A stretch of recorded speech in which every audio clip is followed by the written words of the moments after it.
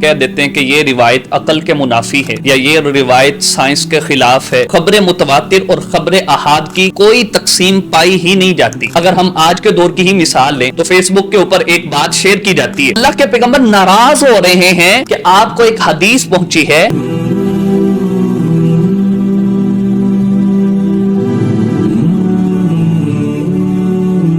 السلام علیکم ورحمۃ اللہ وبرکاتہ۔ معزز سامعین و ناظرین، امید واثق ہے کہ آپ سب خیر و عافیت سے ہوں گے۔ الحمدللہ ہم 5 ایپیسوڈ اس حوالے سے ریکارڈ کروا چکے ہیں کہ وہ لوگ جو مطلقاً حدیث کا انکار کرتے ہیں اور ان کا نظریہ یہ ہے کہ صرف قرآن مجید رشد و ہدایت کے لیے کافی ہے، تو ان کے دلائل اور ان کا رد الحمدللہ ہم نے کیا ہے، اور آج کے ایپیسوڈ سے ہم آغاز کریں گے ان چند گروہوں کے حوالے سے کہ جو یہ سمجھتے ہیں کہ کچھ احادیث تو صحیح ہیں، ان پر عمل کر لینا چاہیے، لیکن کچھ روایات جیسا کہ کہہ دیتے ہیں کہ یہ روایت عقل کے منافی ہے یا یہ روایت سائنس کے خلاف ہے، یہ حدیث جو ہے یہ قرآن مجید کے مخالف ہے، یا پھر کچھ اور انداز کو اختیار کر کے احادیث کا رد کرتے ہیں۔ اگر رد نہیں کرتے تو ان میں تعویل کرتے ہیں اور اپنے مسلک کو، اپنے منہج کو تقویت دینے کے لیے اپنی من چاہی اس کی تفسیر اور تعویل کر لیتے ہیں۔ تو انشاءاللہ آج سے ہم یہ آغاز کریں گے، اور سب سے بڑا جو اعتراض ہوتا ہے یا سب سے بڑی چیز جس سے احادیث کو رد کیا جاتا ہے، احادیث کے بارے میں کہہ دیا جاتا ہے کہ یہ خبر احاد ہیں، اور یہ عقیدے میں اور اسی طرح حلال و حرام میں حدود کے اندر ان کو ہم نہیں لیں گے، ان کے اوپر عمل نہیں کیا جائے گا۔ ہاں فضائل کے اندر آ جائے تو پھر اس کو قابل قبول مانا جاتا ہے۔ سب سے پہلے یہ بات یاد رکھیے کہ محدثین کے ہاں خبر متواتر اور خبر احاد کی کوئی تقسیم پائی ہی نہیں جاتی۔ ہاں البتہ اگر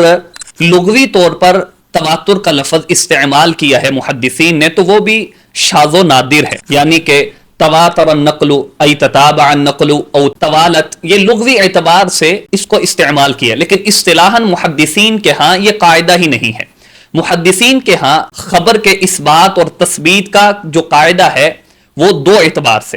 ایک مقبول روایات، یعنی اس کے اندر 2 چیزیں آ جائیں گی، صحیح حدیث اور حسن روایت۔ اب محدثین نے جو قاعدہ اپنایا ہے کہ راوی عادل ہوں، تام و ضبط ہوں، سند متصل ہو، وہ روایت شاذ نہ ہو، اس میں کوئی علت خفیہ نہ پائی جاتی ہو، یہ محدثین کا قاعدہ ہے۔ اب ہمیں یہ دیکھنا ہے کہ یہ تواتر اور خبر واحد والی جو بحث ہے یہ آئی کہاں سے ہے۔ یاد رکھیے کہ جب تک فلسفہ اور منطق کی کتابیں ترجمہ ہو کر کے نہیں آئی تھیں تب تک محدثین کے ہاں، مسلمانوں کے ہاں صرف یہی اثبات خبر اور تثبیت خبر کا قاعدہ موجود تھا، مقبول اور غیر مقبول۔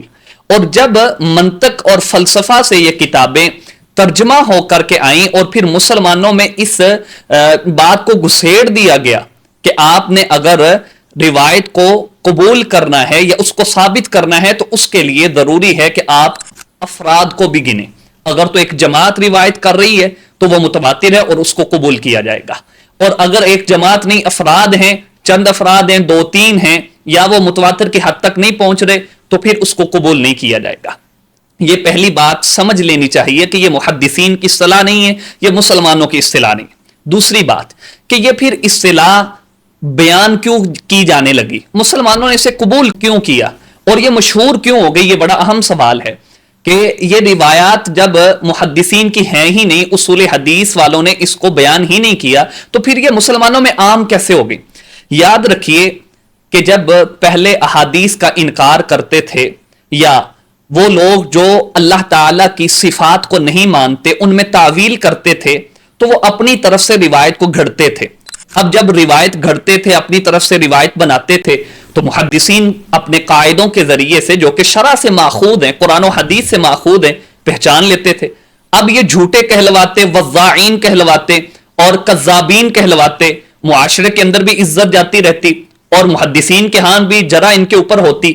اور ان کے لیے یہ بڑا درد سر بن گیا تھا کہ ہم نے اپنے جو مسلک ہے، منہج ہے، اس کو بھی تقویت دینی ہے، اللہ تعالیٰ کی صفات کا بھی انکار کرنا ہے۔ مسلمانوں کے اندر خاص طور پہ جو بدعتی گروہ تھے انہوں نے بدعت کی ترویج کے لیے بھی کچھ نہ کچھ کرنا تھا۔ اب اگر جھوٹ بولتے تو پکڑے جاتے، وضاعین کہلواتے۔ اب جب منطق اور فلسفہ سے یہ کتابیں آئیں ترجمہ ہو کر کے اور ان کے اندر اس بات خبر اور تثبیت خبر کا یہ قاعدہ بیان کیا گیا کہ آپ جماعت کو دیکھیں تو ان کے ہاں تو یہ مال غنیمت مل گیا، اور پھر ان کو ایک ایسی چیز مل گئی کہ نہ وضائین کہلواتے، یہ صرف یہ بات کہہ دیتے کہ یہ تو خبر واحد ہے، اس وجہ سے یہ عقائد میں قابل حجت نہیں ہے، یہ حلت و حرمت میں قابل حجت نہیں ہے، یہ احکام کے اندر نہیں ہے، یہ حدود کے اندر قابل حجت نہیں ہے، تو اس وجہ سے انہوں نے اس کو پروموٹ کرنا شروع کر دیا، حالانکہ یہ محدثین کی چیز نہیں تھی۔ اور خبر واحد کے بارے میں یہ کہا جانے لگا یہ تو ایک ظنی چیز ہے۔ اب جب یہ خبر واحد اور خبر متواتر کی انہوں نے شرط لگا دی، اب ضروری تھا کہ خبر متواتر کی یہ کوئی تعریف کرتے، جس طرح محدثین کے ہاں جو قاعدہ ہے کہ ہم قبول کریں گے اس روایت کو جس کے راوی عادل ہوں، تام و ضبط ہوں، اور وہ سند اس کی متصل ہو، اس میں کوئی علت خفیہ نہ پائی جاتی ہو، اور پھر وہ روایت اپنے سے زیادہ ثقات یا اوثق کے مخالف نہ ہو۔ اب محدثین کا یہ قاعدہ سا جو کہ 5 شرطیں ہیں، پانچوں کی پانچوں شرع سے ماخوذ ہے۔ اب انہوں نے کیا کیا، اس کی تعریف بنانا شروع کی۔ پہلے سب سے یہ کہہ دیا ما لا يحصى عدده ويستحيل عقلا تواطؤهم على الكذب، ایک بڑی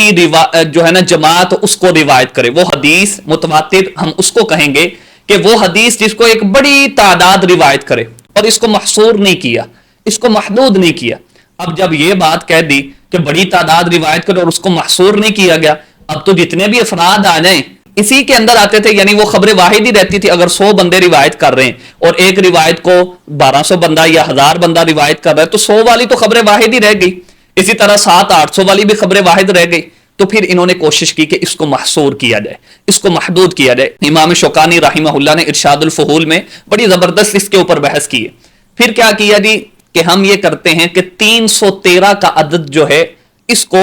قرار دے دیتے ہیں کہ اگر اس تک راوی پہنچ جاتے ہیں تو وہ خبر متواتر ہو۔ 313 کا جو ہنسا ہے اس کو کیوں لیا گیا؟ کیونکہ جی جنگ بدر کے اندر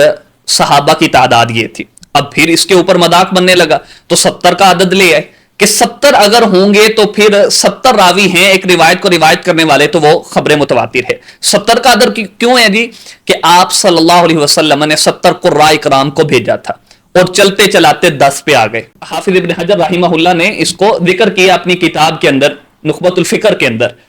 اور پھر 10 کے عدد کو ایک کم از کم یہ مان لیا گیا کہ اگر 10 روایت کریں گے تو وہ خبر متواتر ہوگی، اور اگر 10 سے نیچے ہوں گے تو وہ خبر متواتر نہیں ہوگی۔ جب یہ بات انہوں نے طے کر دی تو اس سے کیسے پتا چل سکتا ہے کہ ایک حدیث جس کو 9 راوی روایت کریں تو وہ خبر واحد ہے؟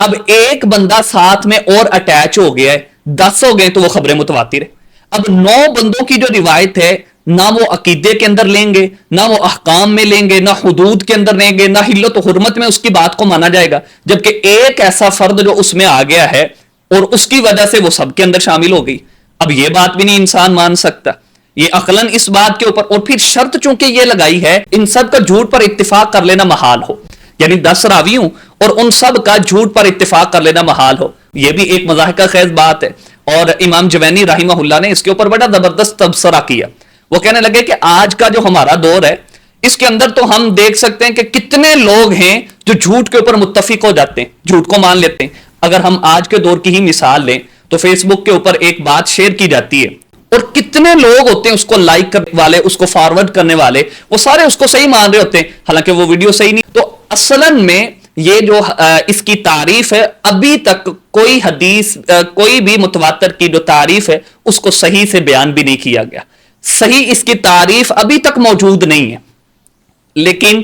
اس کو کہہ دیا گیا کہ خبر متواتر اگر ہوگی تو ہم اس کو عقائد میں، اس کو احکام میں، اس کو حدود میں لیں گے، لیکن اگر خبر واحد ہوگی تو ہم اس کو قبول نہیں کریں گے۔ اب تیسری بات آتی ہے کہ جب یہ بات شروع ہوئی، یہ قاعدہ آ گیا کہ اگر خبر متواتر ہوگی تو ہم اس کو قبول کریں گے، خبر واحد ہوگی تو ہم اس کو احکام میں یا عقائد میں نہیں لیں گے، تو محدثین نے اس کا رد کیوں نہیں کیا؟ تو یاد رکھیے کہ محدثین نے اس کا رد کیا، اور اس کے بارے میں امام بخاری رحمہ اللہ نے بھی اپنی صحیح بخاری میں اخبار احاد پر ایک باب قائم کیا۔ اسی طرح امام شافعی رحمہ اللہ نے بھی الرسالہ کے اندر اس کو سیر حاصل اس کے اوپر گفتگو کی، لیکن شد و مد سے نہیں کیا کیونکہ ضرورت نہیں تھی۔ محدثین کا قاعدہ اور ہے، یہ قاعدہ آیا کسی اور طرف سے ہے، اور امام ابن قیم رحمہ اللہ نے الصواعق المرسلہ کے اندر اس کو ایک طاغوت قرار دیا، اور پھر اس بات کے لیے امام شافعی رحمہ اللہ نے الرسالہ کے اندر بڑی زبردست گفتگو کی، اور وہ فرماتے ہیں کہ رسول اللہ صلی اللہ علیہ وسلم کی احادیث اگر دیکھیں تو اس سے پتہ چلتا ہے کہ خبر واحد کی حجیت میں اللہ کے پیغمبر کی طرف سے اشارہ بھی موجود ہے، اور آپ صلی اللہ علیہ وسلم کی کئی ایسی احادیث ہیں جو اس بات کو ثابت کرتی ہیں کہ خبر واحد وہ احکام میں ہو، وہ عقائد میں ہو، وہ حلت و حرمت میں ہو، وہ حدود میں ہو، وہ قابل حجت ہے۔ سب سے پہلے امام شافعی رحمہ اللہ فرماتے ہیں کہ آپ صلی اللہ علیہ وسلم کی حدیث نظر اللہ عبدا وفی روایت امرا سمع مقالتی فحفظها ووعاها واداها، کہ اللہ تعالیٰ تر و تازہ رکھیں اس شخص کے چہرے کو کہ جو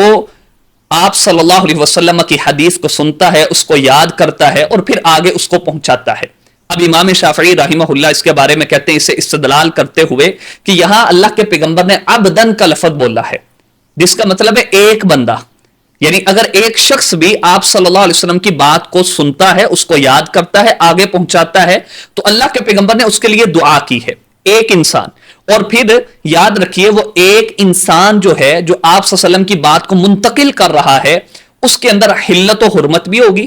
اس میں حدود بھی ہوں گی، اس میں عقائد بھی ہوں گے۔ تو اللہ کے پیغمبر خود اشارتاً اس بات کو بیان کر رہے ہیں کہ خبر واحد، وہ چاہے ایک بندہ بیان کر رہا ہو، کیونکہ خبر واحد کے اندر پھر آگے 4 قسمیں بنتی ہیں، مشہور، مستفید، عزیز اور غریب۔ اب یہ غریب والی جو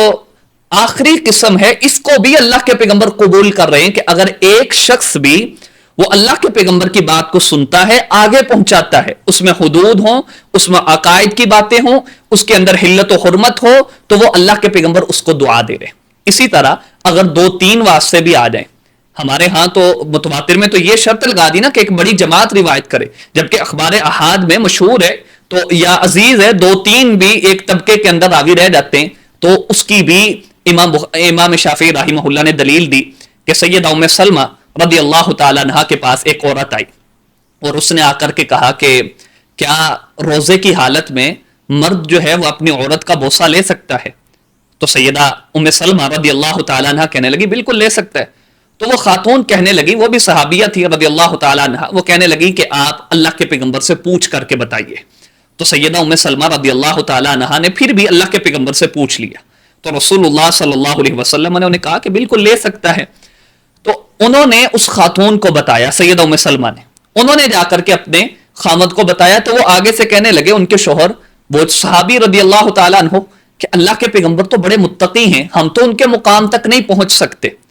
یعنی کہ انہوں نے حدیث کے اوپر عمل کرنے میں تھوڑی سی ہچکچاہٹ محسوس کی۔ اب جب یہ بات رسول اللہ صلی اللہ علیہ وسلم کو پہنچی تو اللہ کے پیغمبر ناراض ہوئے اور کہا الا اخبرتیھا، کیا آپ نے اس کو یہ خبر نہیں دی تھی کہ رسول اللہ صلی اللہ علیہ وسلم خود یہ عمل کرتے ہیں؟ تو اللہ کے پیغمبر ناراض ہو رہے ہیں کہ آپ کو ایک حدیث پہنچی ہے اور اس حدیث کے اندر احکام حکم ہے، اس کے اندر حلت و حرمت ہے، اور آپ اس کو نہیں مان رہے، حالانکہ وہ خبریں متواتر نہیں ہیں، اور اس میں صرف 2 واسطے ہیں، ایک سیدہ ام سلمہ رضی اللہ تعالیٰ عنہ کا اور ایک عورت کا، اور دونوں واسطے عورتوں کے ہیں، مرد بھی نہیں ہے درمیان میں، اور اللہ کے پیغمبر ناراضگی کا اظہار کر رہے ہیں کہ آپ نے میری حدیث کو چھوڑ دیا۔ اور اسی طرح امام شافعی رحمہ اللہ ایک اور حدیث مسجد قبلتین کے حوالے سے، کہ قبلہ جو اللہ تعالیٰ نے مقرر کیا تھا بیت المقدس، جیسا کہ میں نے پہلے ایپیسوڈ میں بیان کیا تھا جب حجیت حدیث کے اوپر بات ہوئی تھی، تو میں نے بیان کیا تھا کہ اللہ تعالیٰ نے ہی قبلہ مقرر کیا تھا بیت المقدس کا۔ اب رسول اللہ صلی اللہ علیہ وسلم کے صحابہ مدینہ میں آ کر کے اس بیت المقدس کی طرف منہ کر کے نماز پڑھ رہے ہیں، اللہ تعالیٰ نے جب قبلے کو تبدیل کیا تو وہیں مسجد قبلتین کے اندر صحابہ نماز ادا کر رہے، اور غالباً عصر کی نماز کا ٹائم اور عصر کی نماز ادا ہو رہی ہے کہ ایک شخص نے آ کر کے کہا کہ اللہ تعالیٰ نے قبلے کو چینج کر دیے، تبدیل کر دیے، رسول اللہ صلی اللہ علیہ وسلم نے آج بیت اللہ کی طرف منہ کر کے نماز ادا کی ہے، تو سب نے اسی وقت ایک صحابی کی بات کو مانتے ہوئے اپنے قبلے کو تبدیل کر لیا ہے۔ اب ان احادیث سے پتہ چلتا ہے کہ شریعت اسلامیہ اور مصادر اسلامیہ جو ہیں وہ صفات کو دیکھتے ہیں، تعداد کو نہیں دیکھتے۔ محدثین کا جو قاعدہ ہے کہ وہ صفات کو دیکھتے ہیں، وہ تعداد کو نہیں دیکھتے۔ اللہ تعالیٰ نے جناب جبرائیل علیہ السلام کو بھیجا ایک، اللہ کے پیغمبر کے اوپر قرآن مجید کو دے کر کے، اور رسول اللہ صلی اللہ علیہ وسلم جو آگے اس کی اپنے بندوں تک، اللہ کے بندوں تک جو بات پہنچا رہے ہیں وہ بھی اکیلے ہیں. تو پیغمبر بھی ایک ہیں، اور اللہ تعالیٰ نے ایک ہی پیغمبر ایک بستی کی طرف، ایک علاقے کی طرف ایک ایک نبی کو بھیجا ہے. ہاں کچھ انبیاء جو ہیں وہ دو بھی ایک بستی کی طرف، دو تین بھی آئے ہیں، لیکن خبر واحد ہے، خبریں متواتر نہیں ہیں. تو محدثین کا جو قاعدہ ہے کہ وہ صفات کو دیکھتے ہیں، تعداد کو نہیں دیکھتے. تو اس سے یہ پتا چلتا ہے کہ یہ جو تقسیم ہے کہ مسلمانوں کی تقسیم نہیں ہے کہ اگر خبریں متواتر ہوگی تو وہ عقائد کے اندر، وہ احکام میں، وہ حلت و حرمت میں یا حدود میں قابل قبول ہوگی، جبکہ خبر واحد ہوگی تو وہ ظنی چیز ہے، وہ قابل قبول نہیں ہوگی. محدثین کا یہ قاعدہ نہیں ہے. یہ قاعدہ بدعتی اور مقلدین اور اس طرح کے گروہ جو اپنے منہج کو، اپنے مزعوم جو ان کے عقائد ہیں ان کو تقویت دینے کے لیے بناتے ہیں. اور خاص طور پہ اہل کلام جو اللہ تعالیٰ کی صفات کا انکار کرتے ہیں تو وہ اس لیے اس قاعدے کو اپناتے ہیں تاکہ وہ اللہ تعالیٰ کی صفات کی تعویل کر سکیں اور ان کا انکار کر سکیں. اللہ تعالیٰ سے دعا ہے کہ اللہ تعالیٰ ہمیں قرآن و حدیث کو صحیح معنوں میں سمجھنے کی اور اس پر عمل کرنے کی توفیق عطا فرمائے.